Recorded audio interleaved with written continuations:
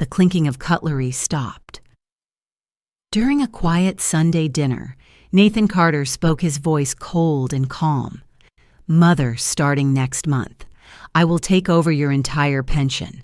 I'll manage it for you so you don't have to worry." The small riverside dining room along the Ashley fell silent.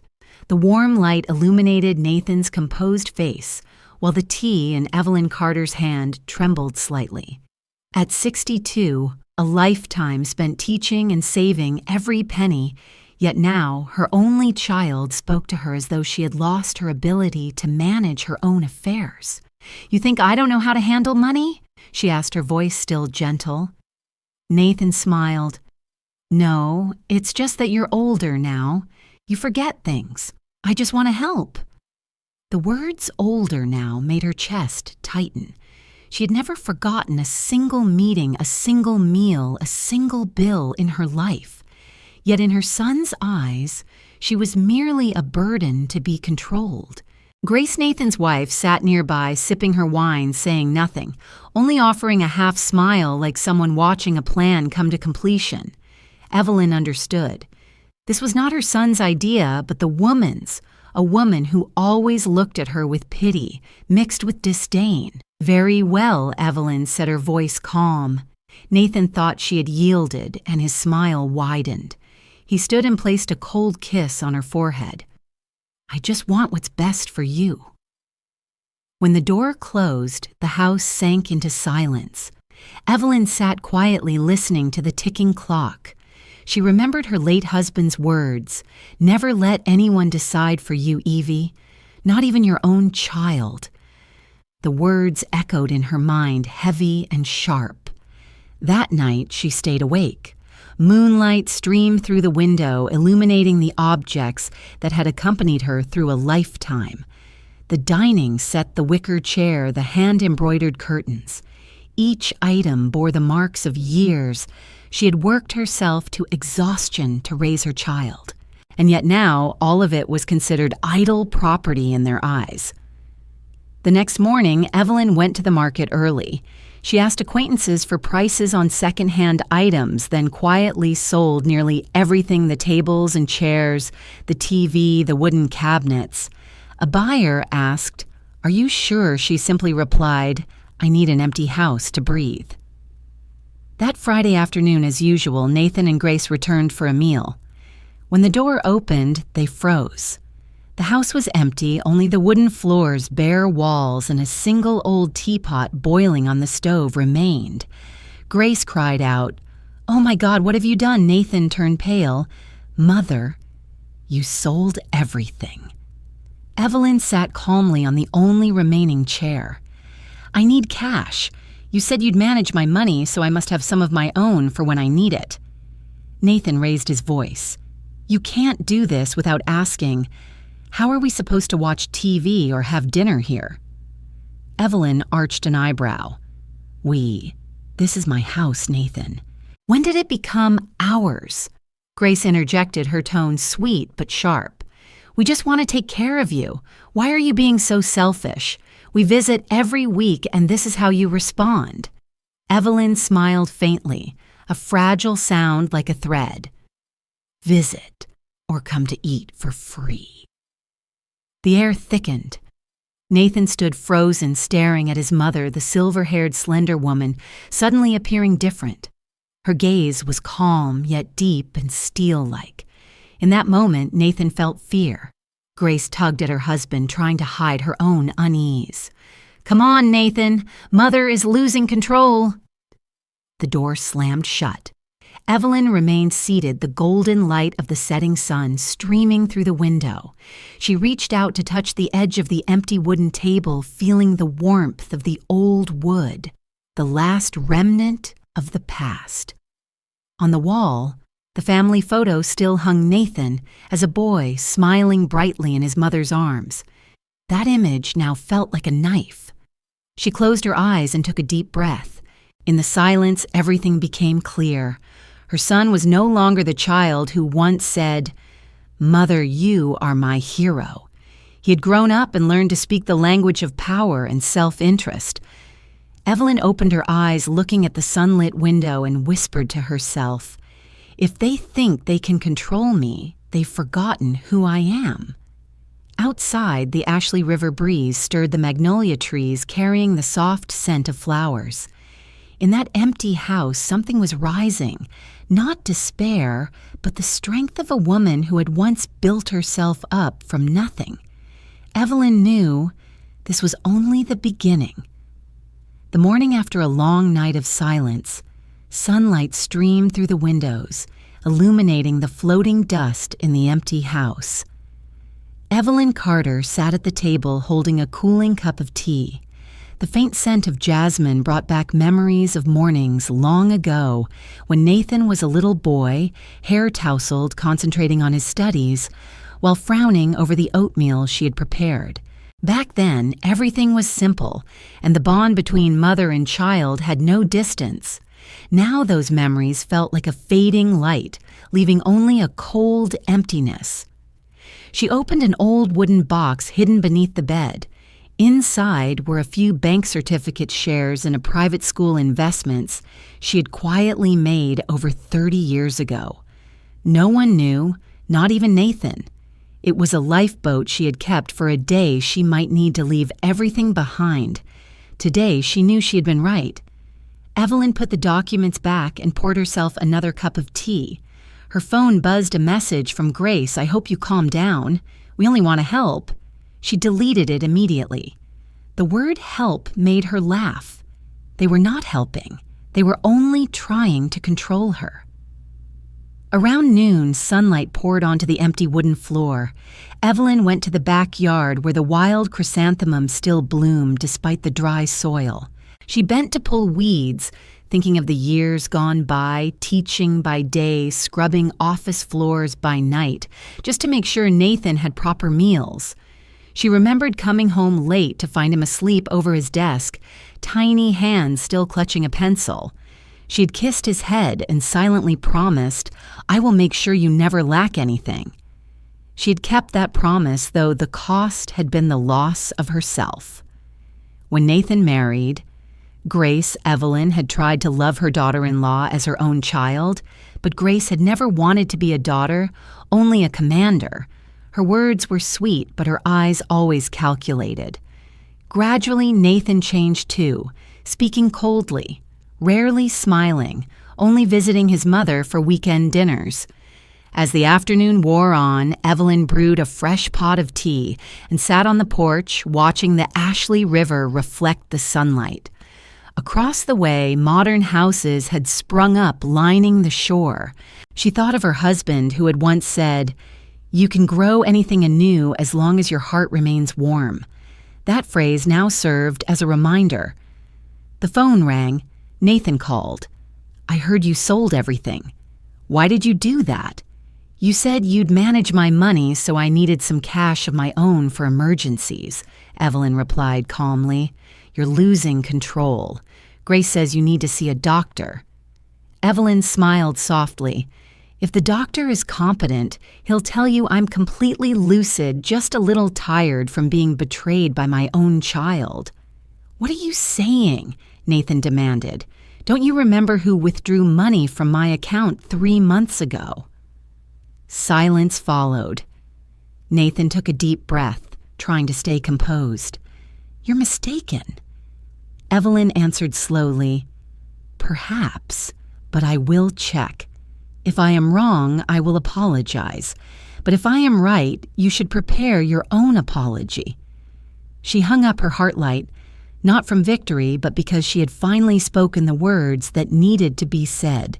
That night, Evelyn wrote a small list in her old notebook: check all accounts, visit the bank to speak with a longtime manager, contact her late husband's old lawyer, change the front door locks. Each line was deliberate, each word a step toward reclaiming control over her own life. The next morning, sparrows chirped across the porch.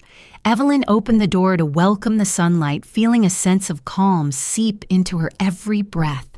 The house was empty, yet strangely peaceful. She gazed down the road leading into town, the morning light resting on her slender shoulders. In her heart, she knew the time of fear was over. Nathan might believe he was in control, but he had no idea that the mother before him had once been a teacher who supported them both with her own hands and mind. Evelyn Carter was no longer a woman who bowed in submission. She lifted her cup of tea and whispered, as if speaking to her late husband, "I remember your words. I will not let anyone control my life, not even my own son." The Ashley River breeze stirred the magnolia trees, carrying the faint scent of water and flowers. A new chapter had begun, a chapter in which this mother would protect not only her assets, but her own dignity. That afternoon, Evelyn stood before the bedroom mirror, the dim light casting shadows across a face etched with deep lines. Each wrinkle held a memory, a rainy season, a year spent working tirelessly for her child. She looked into her own eyes and no longer saw the gentle, enduring woman she'd always been, but a steel-like resolve beginning to form. She knew that if she did not change, her son would continue to see her as helpless. But Evelyn's strength was not born today. It had been forged 30 years ago, in the days when wind whipped through the small apartment she shared with Nathan. When he was just 10, she taught by day and tutored in the evenings to pay the rent. She often fell asleep with ink-stained hands while grading papers, yet her heart remained lit with hope.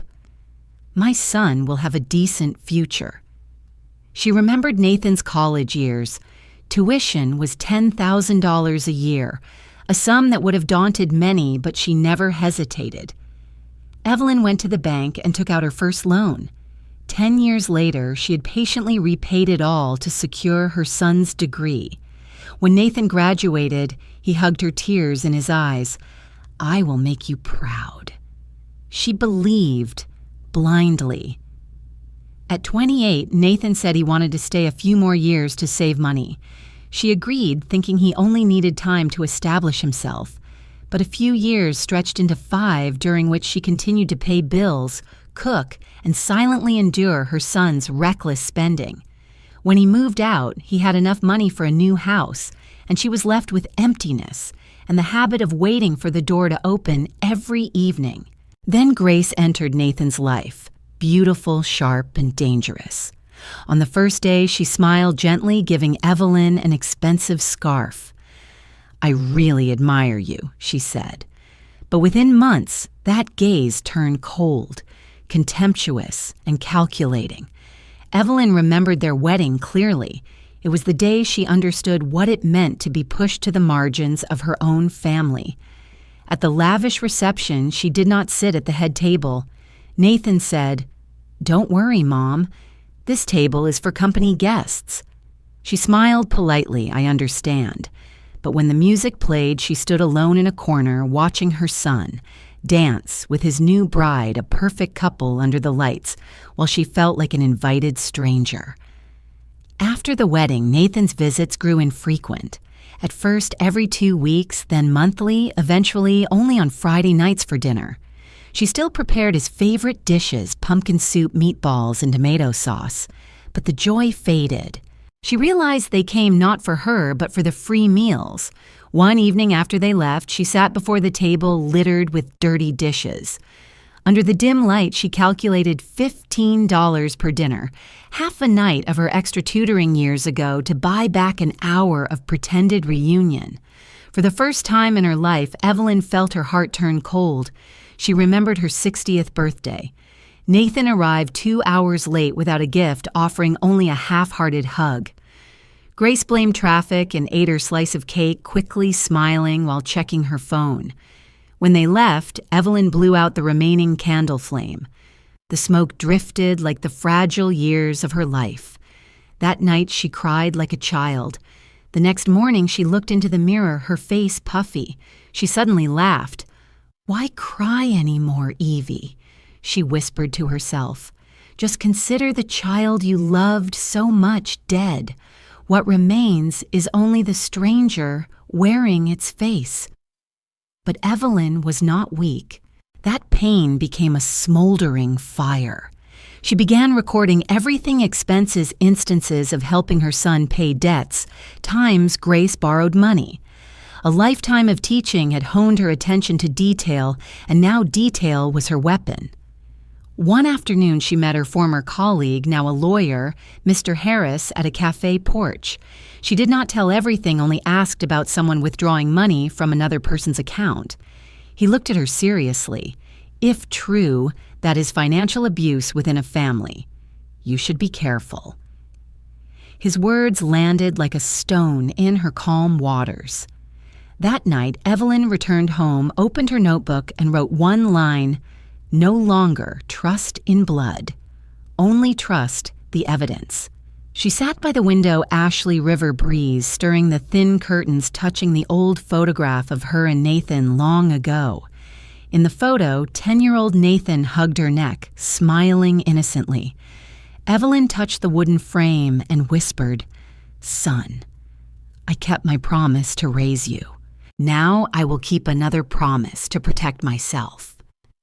Moonlight spilled across the wooden floor, faint but steady. One chapter had closed, and a mother silently prepared for the final battle, not with tears, but with reason. Early on Monday morning, Evelyn woke earlier than usual. Weak sunlight filtered through the curtains, falling across the empty kitchen table, like a quiet reminder. She brewed a cup of tea, but it cooled untouched in her hands. Her mind replayed overlapping fragments of memory, the self-satisfied smile of Nathan Grace's sweet but hollow voice, and the sharp sting of being looked down upon by her own blood. A knock at the door interrupted her thoughts. Nathan stepped in, shirt crisp, tie straight, holding a thick folder of papers. "Mother, we need to talk."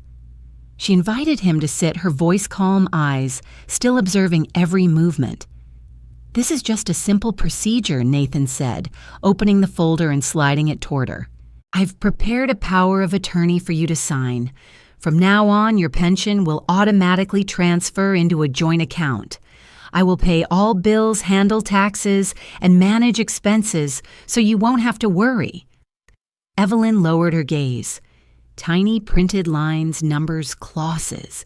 She read slowly, stopping at the final sentence: "Full authority to transact, withdraw close accounts, and manage assets under the name Evelyn Carter."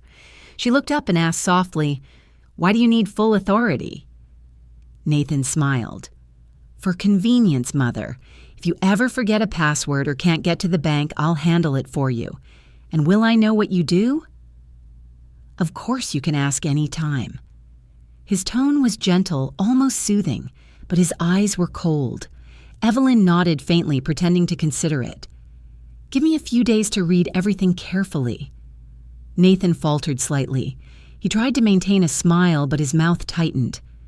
"Mother, this is simple. Just sign today and we're done." "No," Evelyn replied, voice slow and steady. "I will read it all. If it's truly for my benefit, there's no need to rush." A heavy silence fell. Nathan pressed his lips together, gathering the papers, but before leaving, he said softly, "I just want what's best. I hope you don't misunderstand." The door closed.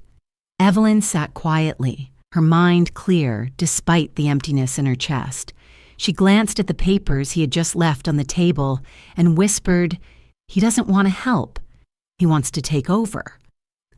That afternoon, Evelyn visited the bank branch where she had received her pension for 20 years. The familiar teller was surprised to see her. "Ms. Carter, you're early today." Evelyn smiled and requested full statements for the past 6 months. Sitting at the table, she counted each page. All transactions were familiar, except one, a withdrawal of $1,200 at another branch across town. She had never been there. Her heart sank. "Can you check who made this transaction?" she asked. The teller looked, then whispered. The original card was swiped at the counter authentication code matches. "Someone may have had your card." Evelyn remembered 3 months ago Nathan came while she was showering, asking to borrow the computer to print documents. Her wallet had been right on the table. Her face flushed, but her voice remained calm. "Thank you. I will handle this myself." She left the bank, stepping into the sunlight. Each step felt heavy, not from fatigue, but from the weight of betrayal made real.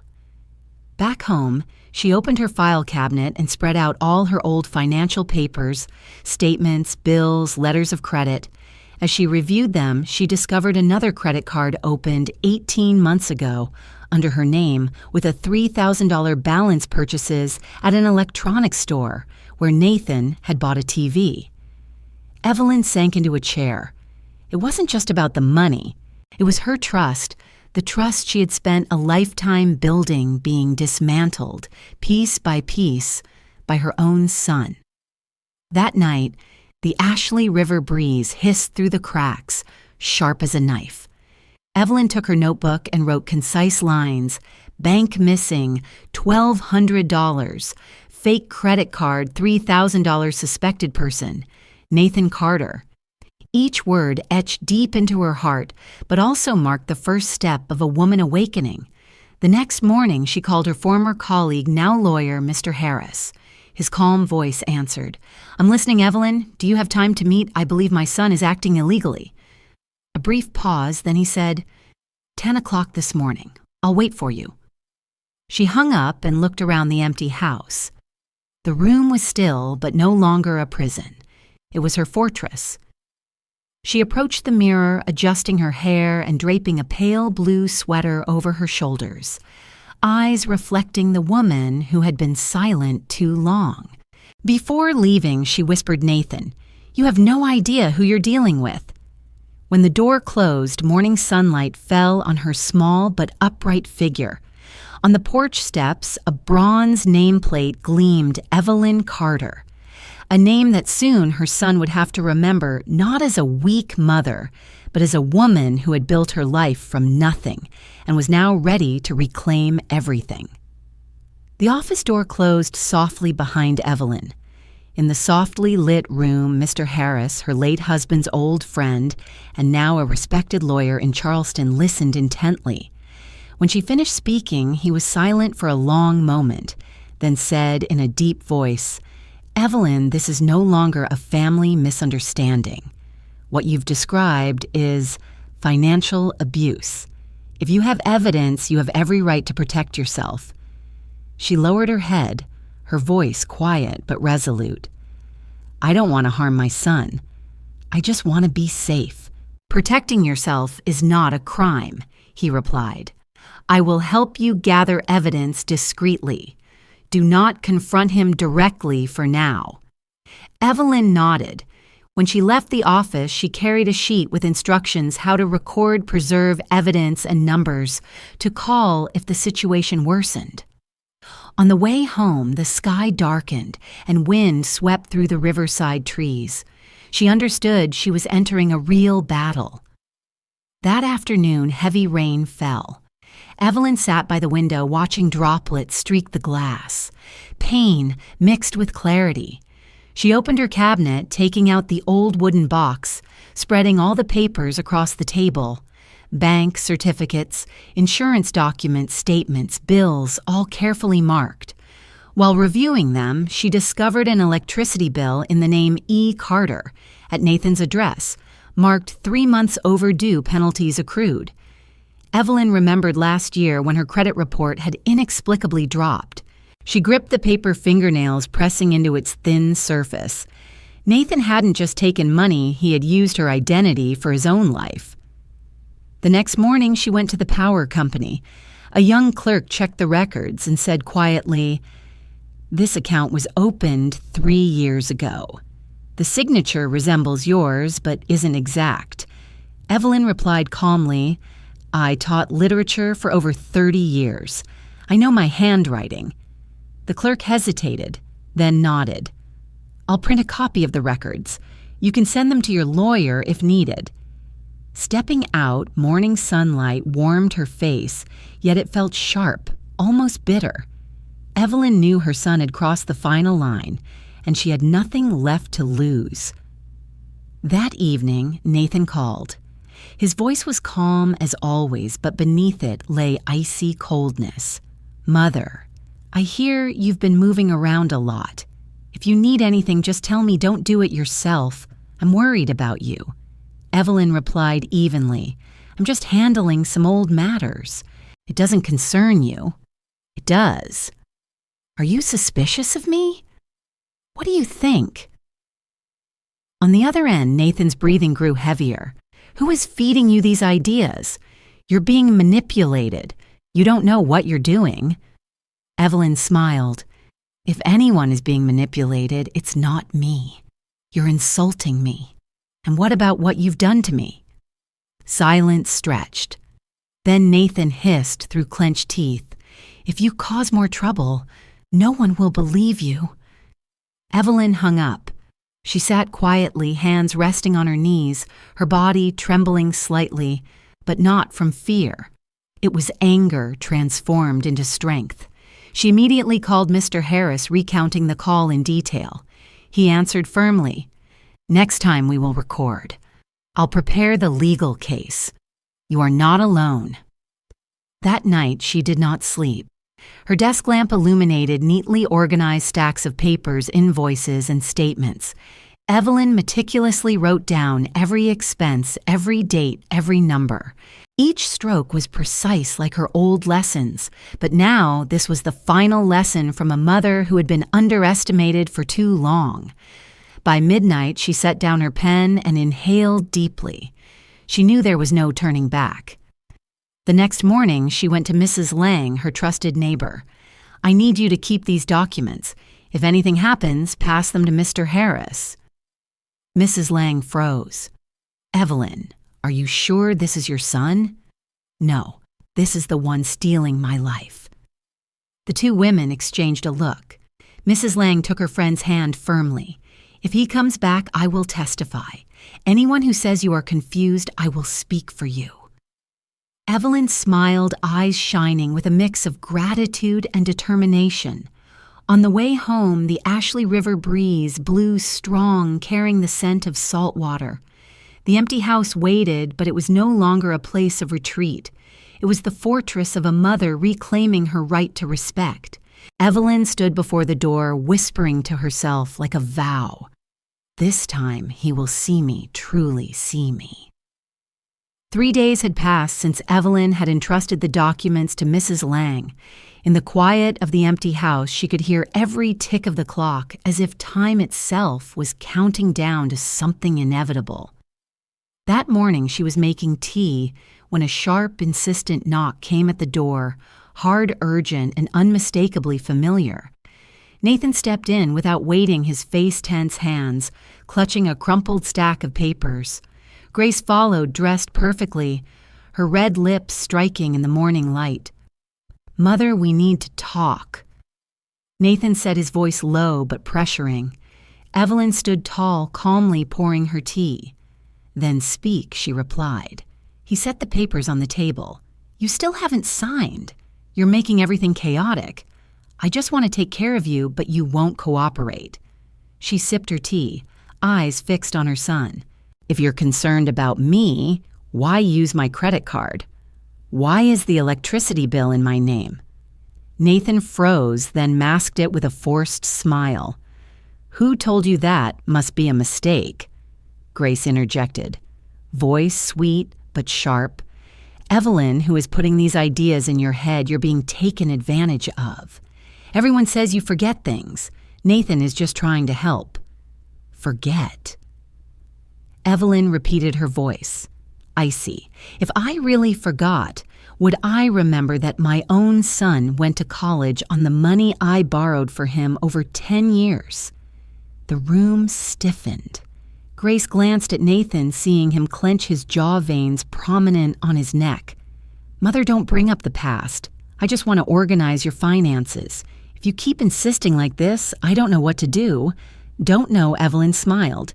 "You know very well. You want me to sign a full power of attorney. Isn't that right?" Nathan exhaled sharply, his tone heavy. "Mother, don't turn this into a tragedy. You're getting older. You need someone to take care of you, and that person is you. The one who took my money behind my back opened a fake credit card in my name." A loud bang echoed. Grace slammed her hand on the table. "Enough, you're making accusations. Nathan has sacrificed a lot for you. You should be grateful." Evelyn turned her head, her gaze sharp enough to make Grace step back. Grateful for my son deceiving me, or for the perfect daughter-in-law teaching him how to take his mother's money. The room felt suffocating. The clock struck 3 times long and resonant. Nathan took a deep breath, trying to regain composure. "Mother, I don't want to argue, but you're ruining everything. I could make things normal if you signed today." Evelyn looked slowly into his eyes. "If you still see me as your mother, you should leave.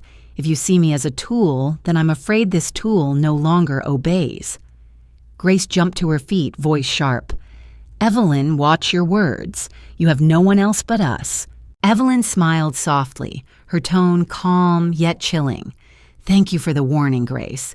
But this old woman has more than you think: evidence, a lawyer, and a will that neither of you can buy." Grace went pale and turned to pull her husband away. "Let's go, Nathan. Talking to her is useless." Nathan remained rooted, eyes locked on his mother, a mixture of anger and fear shining through. He whispered, "You'll regret this." The door closed, leaving the house in a strange silence. Evelyn remained standing, hands resting on the cold cup of tea. She did not tremble. Instead, a clear sensation rose within her, not fear, but liberation. That afternoon, she called Mr. Harris. They came. They threatened me. "Did you record it?" he asked. "Yes," Evelyn replied calmly. "I turned on the recorder before opening the door." Mr. Harris's voice was grave. "Good. Don't delete anything. I'll start preparing the legal case. From now on, they cannot touch you." That evening, Evelyn organized everything. She printed copies of the bills and stored the recordings on a small drive. Every action was precise, deliberate, measured. She knew silence had ended. Now was the time to face the truth, however painful it might be. Before going to bed, she stepped onto the porch. The Ashley River glistened under the moonlight.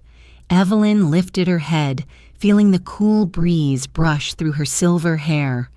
She thought of her husband and his old words, "Never let anyone decide for you, Evie." She smiled and whispered, "See, I did it. At last I did it." In the empty house, only the wind remained and a woman slowly reclaiming her right to command her own life. The next morning, Charleston was clear after the night's rain. Evelyn woke earlier than usual. She brewed tea and opened the window to welcome the river breeze carrying the scent of salt and damp foliage. Today she had an appointment with Mr. Harris to submit the recordings and all the documents.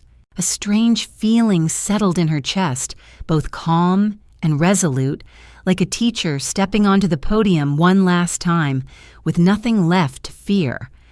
Mr. Harris greeted her in his small office on a historic street. On the desk, a steaming cup of coffee and neatly stacked files awaited. He listened carefully to the recording, Nathan's voice clear, as he said, "Mother, remember, if you make trouble, no one will believe you." His tone grew serious. "This is enough. He has incriminated himself." Evelyn glanced through the window, seeing her reflection against the blue sky. "What will you do next?" "First, I'll send official notices to the bank and the power company to confirm the forgery. Then we'll open a financial complaint. But you must be prepared. Once he realizes he's cornered, he will react. He can react any way he likes," Evelyn said slowly. "I've been afraid long enough."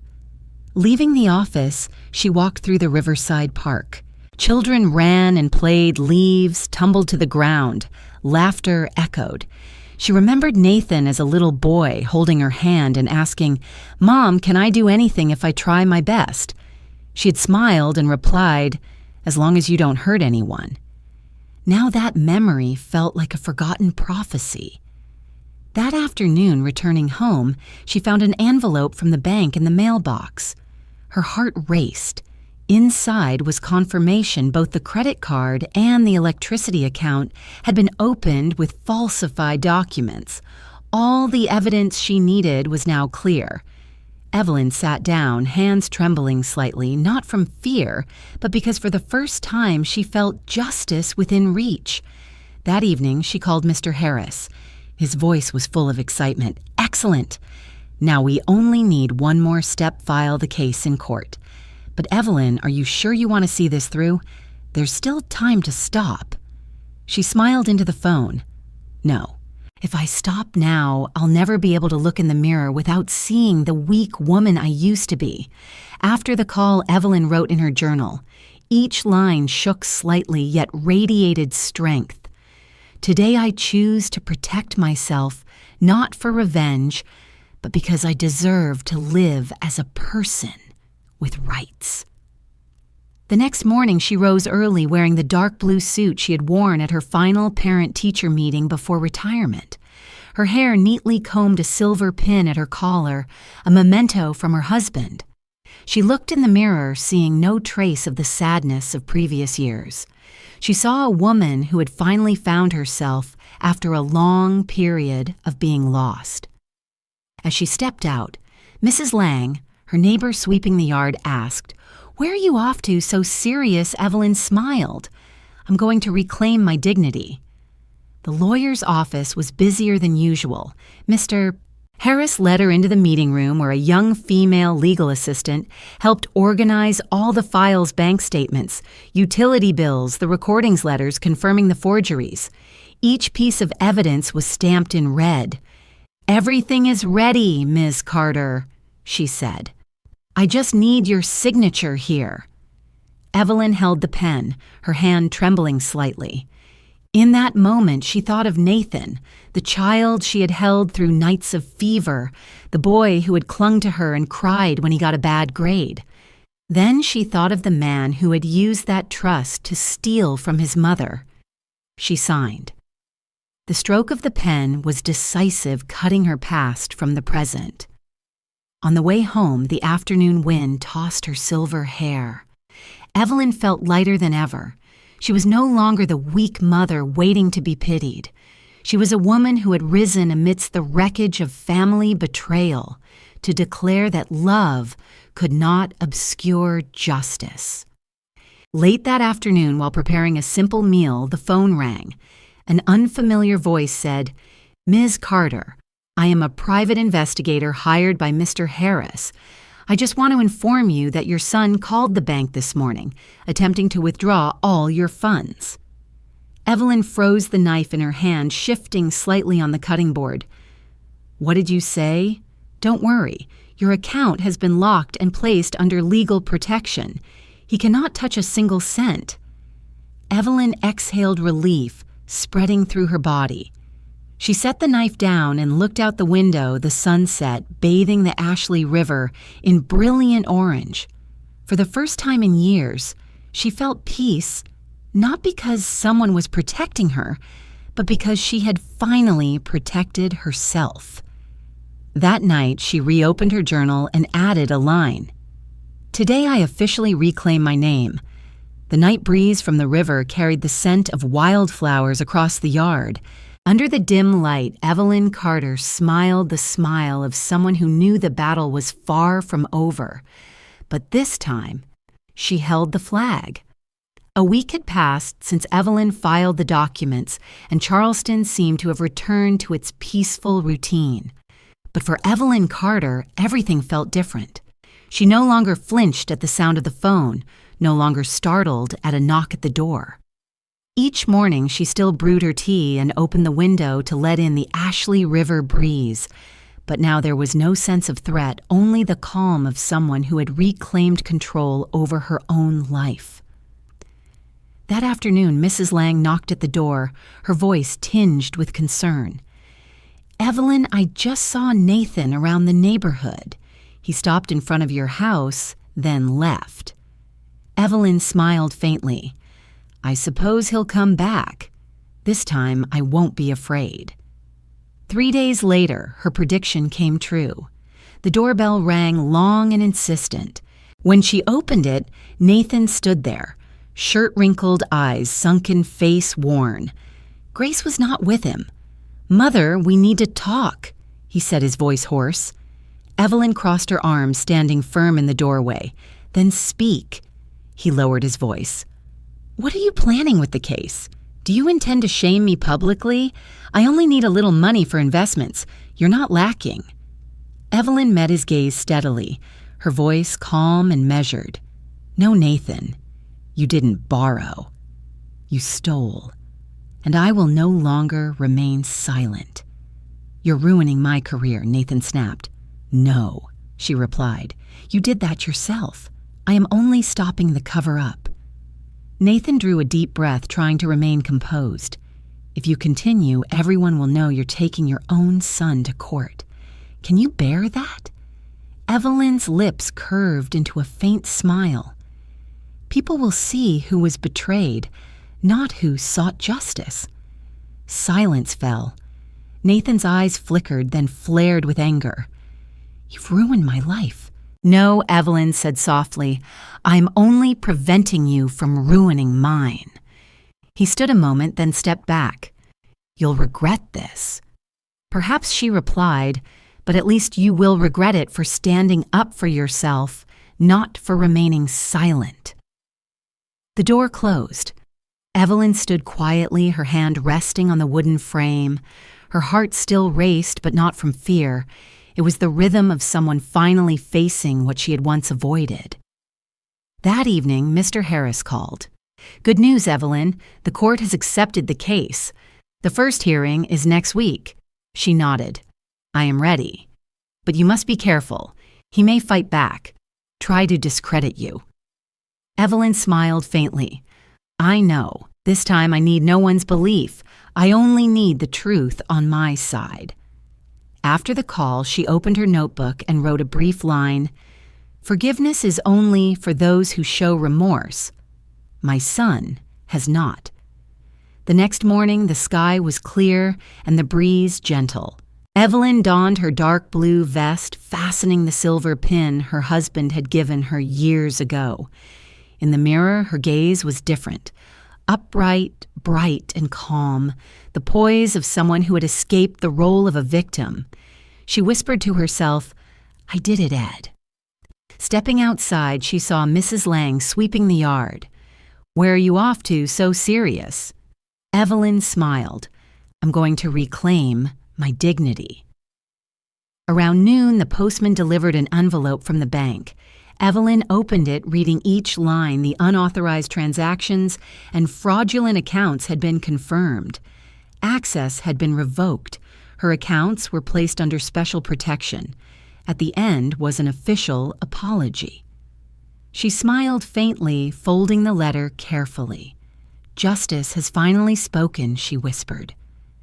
As evening fell, the Ashley River breeze carried the scent of water and the evening birds. Evelyn sat on the porch watching the pale golden sunset reflect on the river. The once empty house now felt warm, as if it too exhaled after a long storm. She knew that after the court hearing, the mother-son relationship might be broken. But she was not afraid. Love cannot survive when one side treats it as a tool for taking, and silence is not sacrifice. It only prolongs the pain. Dusk fell. The phone rang. A hoarse male voice said, "Miss Carter, I am a private investigator for the bank. Your son attempted to access your account, but the system locked it. All transaction data has been backed up for Mr. Harris." Evelyn exhaled, her voice softening. "Good. Then his game is over." She stepped onto the porch, inhaling the night air. The distant river shimmered under the moonlight. The sky washed clean after the rain. Evelyn stood there for a long moment, calm and steady. "Justice may not come fast," she whispered, "but it always comes when we have the courage to wait." In the small house, her shadow stretched across the wooden floor. No longer the trembling mother who had been deceived, only the figure of a woman who had endured, been betrayed, yet finally triumphed with steadfastness, and dignity remained. Evelyn Carter smiled softly. She may have lost the son who was once her pride, But in return, she had found herself a woman who understood that love must be paired with self-respect, and silence is never the answer. 3 days after the detective's call, Evelyn received the official court summons. The paper bore a blue stamp, her name printed clearly at the top. Her hands trembled slightly, not from fear, but from the sense that justice was finally speaking. She folded the letter, placed it on the wooden table, and sat quietly for a long time. The next morning, Charleston gleamed under bright sunlight. Evelyn donned her gray coat and carried the thick folder of evidence she had meticulously gathered over the past days. When her car stopped in front of the courthouse, she saw Nathan standing on the steps, clutching a folder, his eyes tired. Beside him, Grace's face was cold, avoiding her mother-in-law's gaze. Evelyn did not greet them. Mr. Harris met her at the door, speaking softly. "You just need to tell the truth. Everything is clear." She nodded calmly. "I've waited for this day my whole life without knowing it would come." The small courtroom was stark, white light pouring down cold and empty. When the hearing began, Nathan's lawyer spoke evenly. "My client only wanted to help his mother manage finances. Everything is a misunderstanding." Evelyn sat silently, her eyes fixed on her son. Memories flashed through her mind, the sleepless nights paying tuition for him, the simple meals shared by the two of them. Now between them stood a wall of lies she could not break. When it was her turn, the room fell silent. Evelyn stood, her voice clear and steady. She recounted the unusual withdrawals, the unauthorized bills, the nights spent awake, as suspicion slowly turned to reality. "I am not suing my own son out of revenge. She said I do this so I will not be disrespected again. I only want to be treated with respect." The judge nodded as she finished. Nathan lowered his gaze, hands clenched until pale. After the hearing, Mr. Harris led her outside. "You did very well. The court will review it. Our evidence is solid." Evelyn responded softly, "I do not need to win. I just need to look at myself without shame." That evening, she sat by the window, moonlight falling across the desk. On social media, Grace posted a photo of Nathan with the caption, "No matter what anyone says, he's a devoted son." Hundreds of comments followed, strangers accusing her of being ungrateful. Evelyn read them all, then set the phone aside. She was not angry, only relieved because she no longer needed anyone to understand her. A week later, the court issued its decision. All the disputed transactions were confirmed to be intentional fraud. Nathan was ordered to repay all money and compensate for damages. Mr. Harris read the verdict aloud, his voice even. Evelyn closed her eyes and drew a deep breath, not of joy, but of inner peace. At last, the truth had been spoken. That afternoon, Nathan appeared at the door. Gone was his suit, his confident demeanor. He was disheveled hair, messy, eyes red. "Mother," he said softly, "I was wrong." Evelyn stood in the doorway, calm. "Now you understand. I thought you would never stand up to me. I'm sorry. I never stood against you," she replied. "I stood against how you treated me." Nathan lowered his head, tears falling. "I'll return everything. Just don't hate me." Evelyn remained silent. Inside, love for her son collided with the old pain. She spoke softly. "Forgiveness does not mean forgetting. When you return, not just the money, but also the trust, only then can I truly call you my son." Nathan nodded, then turned away. His figure disappeared behind the magnolia trees, leaving a long silence. That evening, Evelyn opened the old wooden box. Inside were the documents that had saved her from her son's grasp. She placed it on the table, untied the ribbon, and smiled softly. "It's over, Ed. Finally, you dared to hear no." Outside the window, the Ashley River breeze stirred, carrying the scent of salt water. Evelyn poured herself a cup of tea, sipping slowly. The warmth spread through her chest, soothing and calm. For the first time in many years, she felt true relief. The next morning, the phone rang. Mr. Harris's urgent voice came through. Nathan hasn't returned to sign the repayment documents. He left Charleston last night. Evelyn froze. He ran away.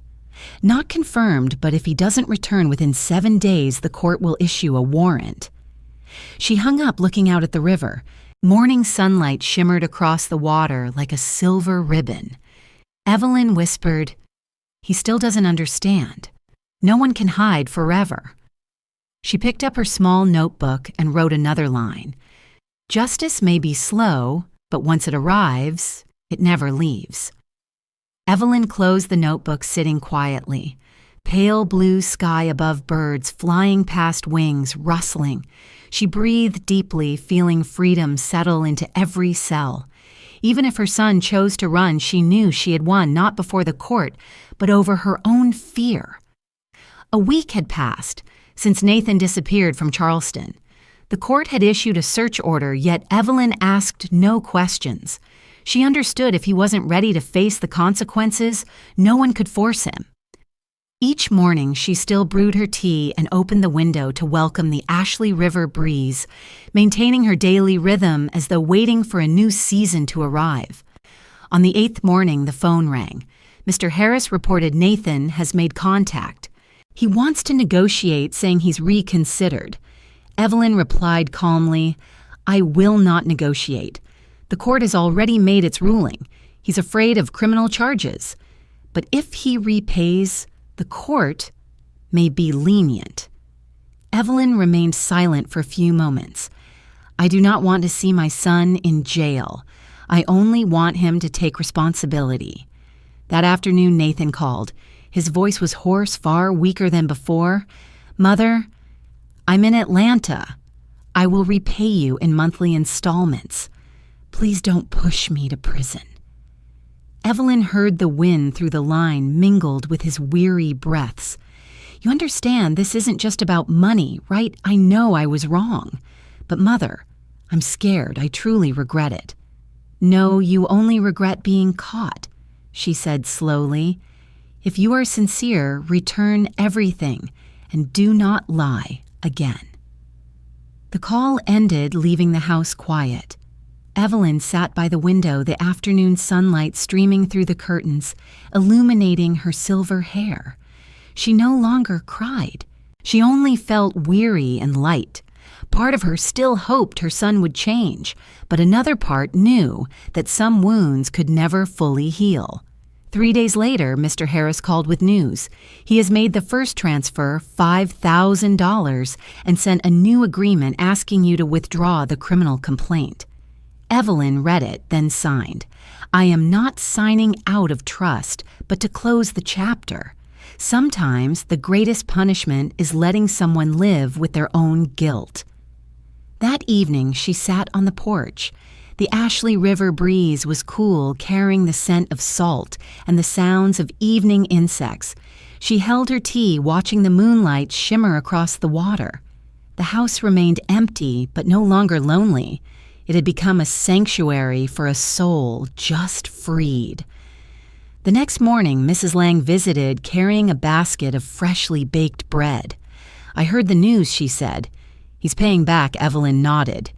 "Yes, but some things money can't fix. Will you forgive him?" Evelyn looked out at the magnolia trees. Forgiveness doesn't mean forgetting. It only lightens the heart. That afternoon, she went to the post office to mail an envelope to Mr. Harris. The young clerk asked, "Are you suing someone?" Evelyn smiled. "No, I'm ending a war." At home, she opened an old photo album. Inside was a picture of Nathan at 8, bright-eyed and smiling. She gently traced his face. "If only you hadn't let greed cloud that look," she whispered, closing the album carefully. That evening, the first summer rain began falling on the roof in a steady rhythm like a heartbeat. Evelyn sat in the kitchen writing a letter to herself. "Evelyn, do not fear loneliness. My son is gone. But this is no longer a loss. It is freedom. Truth may hurt, but it grants liberty. Never sacrifice your dignity to preserve family ties. She folded the letter, placing it in the drawer next to the court's confirmation. 3 days later, Mr. Harris called again. The bank confirms Nathan completed the second payment. It seems he is serious this time. Evelyn replied, "Good. I hope my son truly changes." After hanging up, she stepped onto the porch. Charleston's afternoon sky was clear and bright. Golden sunlight shimmered across the river, forming a sparkling ribbon of light. Evelyn inhaled deeply, feeling her chest lighten and her mind settle. Though her son had erred, she knew he was at least trying to make amends. That evening, the wind blew stronger. A small light, a firefly, the first of the summer, danced across the porch and landed on the white chrysanthemums she had planted earlier that year. Evelyn watched it for a long moment, whispering, "Life always finds a way, even in the darkness." She closed her eyes, listening to the distant waves. For the first time in many years, she felt complete peace. She was no longer a desperate mother, but a woman who had risen, no longer bound by fear or guilt. Before stepping back inside, Evelyn glanced once more at the moonlit river. She knew life would continue, and whether Nathan changed or not, she had already won. Not through money, but through her own self-respect and the quiet strength of enduring the storm and emerging whole. A week had passed since Nathan disappeared from Charleston, and the city seemed calm once more, as if nothing had happened. But inside Evelyn Carter, everything had changed. She no longer flinched at the ring of the phone, nor did she startle at a knock on the door. She understood that if Nathan wasn't ready to face the consequences, no one could force him. Each morning she still brewed her tea and opened the windows to welcome the Ashley River breeze, letting the sunlight fill the room, keeping her daily rhythm steady like someone patiently waiting for a new season to arrive. On the 8th morning, the phone rang. Mr. Harris spoke calmly. "Nathan has made contact. He wants to negotiate, saying he has reconsidered." Evelyn replied evenly, "I will not negotiate. The court has already ruled. He's afraid of criminal charges, but if he repays, the court may be lenient." Evelyn paused a few moments, absorbing the news. "I do not want to see my son in jail. I only want him to take full responsibility for his actions." That afternoon, Nathan called. His voice was hoarse, weaker than she remembered, carrying fatigue and unease. "Mother, I'm in Atlanta. I'll repay you in monthly installments. Please don't push me to prison." Evelyn heard the faint hiss of wind over the line mingled with his labored breaths. "You understand this isn't just about money, right?" she asked. "I know I was wrong. But Mother, I'm scared. I truly regret it," he admitted. "No," she said slowly. "You only regret being caught. If you are sincere, return everything and do not lie again." The call ended, leaving the house in quiet stillness. Evelyn sat by the window, the afternoon sunlight streaming through the curtains, catching the silver strands of her hair. She no longer cried. She only felt a deep, steady weariness, yet a lightness in her chest. Part of her still hoped her son would change, but another part knew some wounds could never fully heal. 3 days later, Mr. Harris called with news. He has made the first transfer, $5,000, and sent a new agreement requesting you withdraw the criminal complaint. Evelyn read it carefully, then signed the documents. "I am not signing out of trust, but to close the past. Sometimes the greatest punishment is letting someone live with the consequences of their own guilt." That evening, she stepped onto the porch. The Ashley River breeze was cool, carrying the scent of salt and the soft hum of evening insects. She cradled her tea, watching the moonlight shimmer across the water. The house was still empty, yet it no longer felt lonely. It had become a sanctuary, a haven for a soul just liberated from fear. The next morning, Mrs. Lang visited, carrying a basket of freshly baked bread. "I heard the news," she said warmly. "He's paying back." Evelyn nodded. "Yes, but some things money cannot repair." "Will you forgive him?" Mrs. Lang asked. Evelyn gazed at the magnolia trees lining the yard. Forgiveness does not mean forgetting. It only lightens the heart, nothing more. That afternoon, Evelyn went to the post office to mail an envelope to Mr. Harris. The young clerk asked, "Are you suing someone?" Evelyn smiled faintly. "No, I'm ending a war." Back at home, she opened an old photo album. Inside was a picture of Nathan at 8, bright-eyed and smiling innocence, clear in his gaze. She traced the lines of his face, gently whispering, "If only you hadn't let greed cloud that look," and closed the album carefully. That evening, the first summer rain began falling steadily on the roof, like a heartbeat, soothing and rhythmic. Evelyn sat in the kitchen, writing a letter to herself. "Evelyn, do not fear loneliness. My son has gone, but this is no longer a loss. It is freedom. The truth may hurt, but it grants liberty. Never sacrifice your dignity to preserve family ties." She folded the letter and placed it carefully in the drawer beside the court's confirmation. 3 days later, Mr. Harris called again.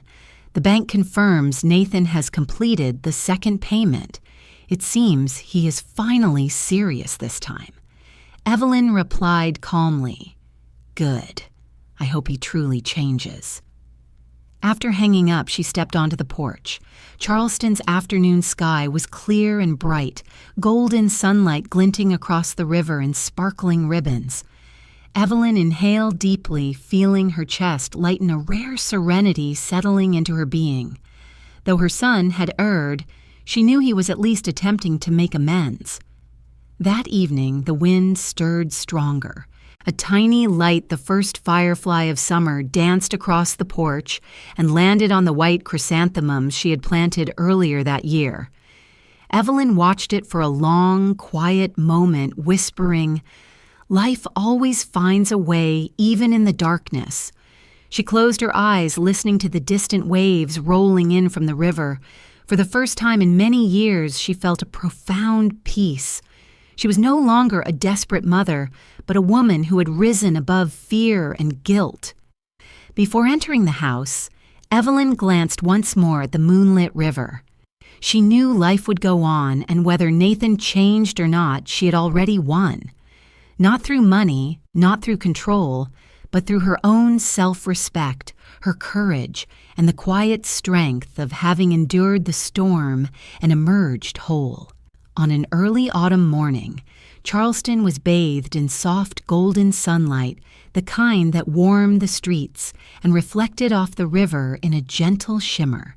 Cool breezes carrying the scent of salt water drifted through the open windows of Evelyn Carter's home.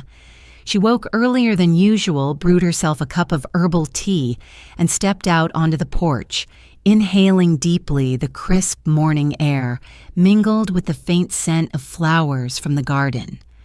On the small wooden table sat a bouquet of dried purple wildflowers, their fragrance still lingering faintly, and beside it lay Nathan's letter, carefully folded and placed between the pages of her journal, a keepsake of the days that had passed. Since Nathan had come to apologize, a sense of quiet acceptance had settled over her. It was not complete forgiveness, but rather a recognition that life does not heal instantly, and that time with patience has a way of soothing the deepest wounds. That morning, Mrs. Lang stopped by carrying a basket of freshly baked cookies. "You look radiant today, Evelyn," she said warmly, her eyes full of kindness. Evelyn smiled softly. "Perhaps it's because I no longer carry anger. Anger ages a person faster than anything else," she replied. And Nathan, Mrs. Lang asked. "He still calls sometimes," Evelyn answered. "We talk about work, the weather, we never bring up the past. And that is enough." Mrs. Lang nodded in understanding and left. Evelyn sat back down on the porch, her gaze tracing the shimmering Ashley River. The water flowed gently, carrying away the shadows of the past months. She thought to herself that every river eventually finds its way to the sea, just as every person has a path back to themselves, no matter how lost they feel. Later that afternoon, the phone rang. It was Nathan. His voice, softer than she had ever heard, carried an unusual vulnerability. "Mother, my company is opening a new branch in Savannah. I want to invite you to stay for a few weeks. I know how much you love the sea," he said. Evelyn paused before replying. "Thank you, Nathan, but I am content here. I enjoy my own peace," she said quietly. "You're not angry anymore?" he asked hesitantly. "Why be angry, Nathan?" she replied. "I've chosen peace." After the call ended, she looked around her home, once crowded with the weight of memories and solitude, now a sanctuary of calm. The old photo frames had been replaced with her own paintings of flowers and seascapes, each one a testament to life and beauty reclaimed. She no longer felt emptiness in being alone. Instead, a sense of completeness settled within her. Another afternoon, Mr. Harris came to visit, recently retired, bringing with him a small pot of lavender. "I wanted to thank you," he said, placing it gently on her table, "because your story has inspired others to speak out. Since the summary of your case appeared in the news, 3 similar cases have been officially filed." Evelyn looked surprised. "I never imagined my actions could have such an effect," she admitted. "Justice always begins with those who dare to say, 'No, Evelyn, you have done that,'" he said. After he left, she sat alone, gazing at the lavender blooming in the soft afternoon light. A gentle breeze stirred, carrying its delicate scent across the porch. Evelyn spoke slowly, almost to herself. "Perhaps the true meaning of victory isn't in making someone pay, but in showing others that they too can rise." That evening, she opened her laptop and composed a post for her personal page, a space where she often shared reflections on daily life. She wrote, "Some children hurt you not because they are cruel, but because they do not yet understand the value of love. When you stop giving unconditionally, you do not lose your kindness. You only learn to love yourself properly. I lost the son I once knew, but found a man learning to be decent. And with that, I am enough." The post quickly spread, shared thousands of times. Comments poured in from mothers across the country, sharing stories of their own hurt, silence, and fear. Evelyn read each one, feeling moved and grateful. She realized that her story, though born from pain, had the power to illuminate the path for others, struggling in silence. The next morning, as she stepped onto the porch, Evelyn noticed a message from Nathan's mother. "I read your post. I'm proud of you, and thank you for still calling me your son." Evelyn smiled softly, letting the screen rest without replying, her eyes drifting to the bright, clear morning sky. At noon, she prepared a simple meal: grilled fish, steamed vegetables, and a small glass of white wine. She turned on the radio, and the gentle strains of jazz filled the room, soft and comforting, like distant memories. Though the meal was for one, it no longer felt lonely. In the afternoon, she walked down to the riverside and settled into her familiar wooden chair. The water lay still like glass, reflecting the golden glow of the late afternoon sun. Evelyn whispered to herself, "Happiness is not about forgiving others, but about no longer needing revenge." As the sun dipped below the horizon, she rose and closed the front door behind her. Warm light spilled from the kitchen windows, illuminating the small pot of lavender on the table. Evelyn smiled and whispered, "I have weathered every storm, and I remain whole." She glanced at the small camera perched on the shelf and began recording. Her voice, warm and steady, filled the quiet room. "Thank you for listening to my story. If you have ever been betrayed, remember no one can take your dignity when you still have courage. comment where you are listening from so I know you are well. And if this story touches, you don't forget to leave a like and subscribe so we can share more journeys of healing together. I'll see you in the next story. With all my gratitude. Evelyn smiled again, her voice soft as the wind yet steady and unwavering, like the Ashley River glistening under the moonlight, carrying with it the calm and strength of a woman who had reclaimed her life.